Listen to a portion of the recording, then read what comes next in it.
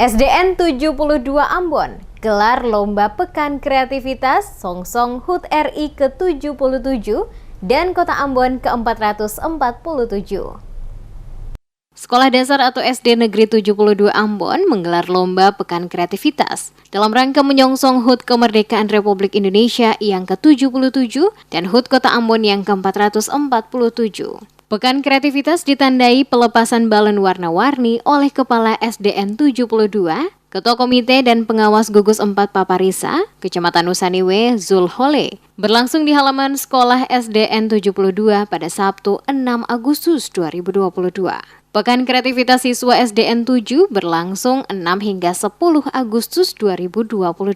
Dalam sambutannya, Kepala SDN 72 Ambon, Rina Hukom, menjelaskan tujuan diadakannya Pekan Kreativitas ini dalam rangka menyongsong HUT RI dan HUT Kota Ambon. Disebutkan, Pekan Kreativitas tidak sekedar ajang tanding untuk kebolehan prestasi masing-masing siswa, namun sebagai ajang pengembangan talenta yang dimiliki oleh siswa. Kegiatan ini juga sebagai bagian dari implementasi tujuan kurikulum Merdeka Belajar dengan menciptakan pendidikan yang lebih menyenangkan bagi guru dan peserta didik. Disebutkan kurikulum Merdeka, salah satu tujuannya adalah mempersiapkan peserta didik ke abad 21, merupakan interpretasi antara kecakapan, pengetahuan, keterampilan, dan sikap, serta pengetahuan, teknologi informasi dan komunikasi atau TIK. Adanya pembelajaran AKM yang sudah kami jalankan, yang saat ini kami lakukan, yaitu seperti ujian kompetensi yang sudah dilakukan oleh SD Negeri 72 Ambon.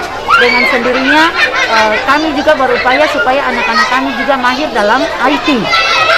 Makanya salah satu momen yang saya angkat saat ini adalah bagaimana orang tua melihat kami sebagai guru yang dengan motivasi mempunyai ide-ide untuk bisa mengembangkan pendidikan di sekolah ini. Orang tua akan merasa senang ketika berbagai hal yang dilakukan oleh kami sebagai pimpinan maupun juga sebagai guru, supaya ke depan SD Negeri 72 semakin jaya.